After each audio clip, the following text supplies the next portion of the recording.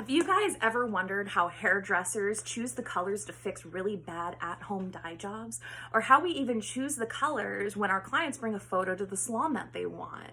Well, today, as a hairdresser and a master coloring expert, I'm going to show you how myself and many other professionals in my line of work actually choose these colors. So the steps that we're going to be going through today is assessing client color. We're going to be choosing the corrective color tones that we need. And lastly, determining the strength of the chemical formula that we will be mixing for each individual client. So why is assessing the client's hair important? According to the Continuing Cosmetology Hair Coloring Theory coursebook published in April 2011, the building block for any hair color service is the initial analysis of the client's level of color.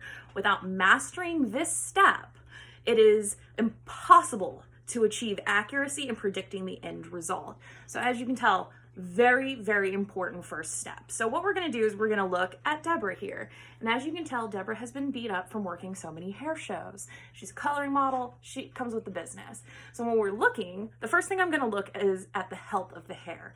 Can the hair handle being colored? And as you can tell, Deborah is pretty crisp. She's looking a little fried. So when we look, I'm seeing that she has gold tones in her hair. She has these gnarly yellow highlights through here. So knowing that, that's kind of giving me an idea of what she has, what she came in with.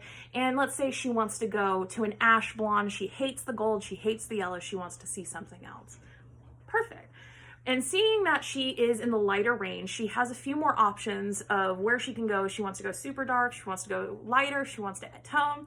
And that's because she's lighter than someone who has very, very dark hair. Those are very limited in what they can do, especially in just one session. All right, so we've assessed Deborah. So what do we do now? She wants to be ash. Well, according to the Hair and Makeup Artist Handbook Color Theory for Hairdressing, published April 12th, 2013, to neutralize an unwanted tone, the opposite color on the color wheel is used. For example, to remove gold and brassy, you're going to want to use a purple shampoo. But why? Well, let's take a look. First off, you're going to want to make sure that you see levels of color. When you're looking, it starts darkest black is a level 1 and lightest blonde is a level 11. And when you're looking at these tones, you can see that there's these really bright primary colors over here across. So basically any color that your hair is, this is the color that is underneath it. Think about when you bleached your hair in high school and it turned bright orange. That's because you reached this level and this was the color that was underneath it. And that's why when you put sun in or hydrogen peroxide or lemon juice in your hair, it doesn't lift you very high. So you're gonna get these gnarly colors when you put that in. So how do we correct this? Well, now we're gonna go over to our handy dandy color wheel. And as you can see, level 1 starts in the blue and it circles all the way around the color wheel to a level 11 here in the pale yellow. So since Deborah, she has yellow tones, we're gonna wanna go across to the purple. And since she has those golden tones, we're gonna go over here to orange and we'd go across. Since she's kind of like a red orange, we'd go over here to a blue violet or green violet or green blue.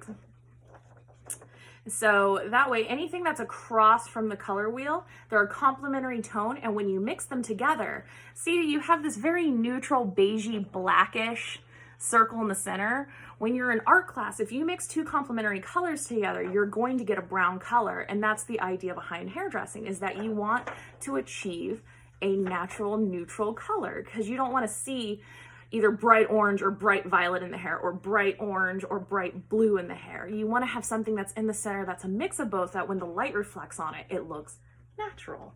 Perfect. So for Deborah, we'd be using purple and then we'd be using a blue-green just to neutralize through, so that way when she comes out, she's a neutralized ash tone. All right, so now we know what Deborah started with. We know what tones Deborah needs to fix it. So now we're going to go on to the chemical strength. So since her hair is very compromised, the rule of thumb is that the weaker the hair, the weaker the chemical. And according to the charts provided in the official Paul Mitchell Color XG Hair Color PDF chart, depending on how many levels of lift or color deposit you want, you're going to need to know if you're going to want to use 5 volume, 10 volume, 20 volume, 30 volume or 40 volume developer.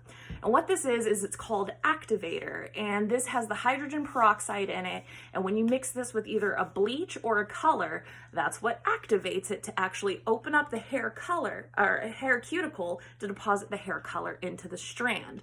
So mainly you use 10 and 20.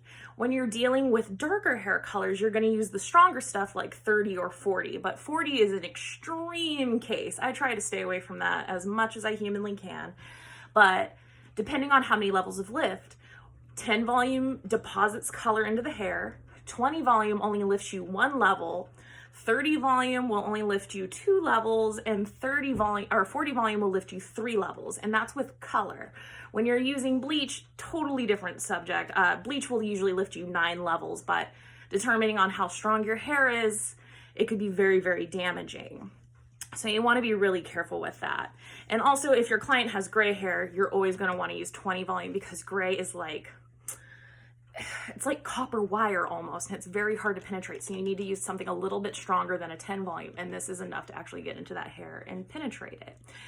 All right, so to recap, when we're correcting a client's hair color, or if we see a color that they want and we need to figure out how to get them to their hair goal, the steps that we go through is assessing the hair, seeing what her starting hair color is.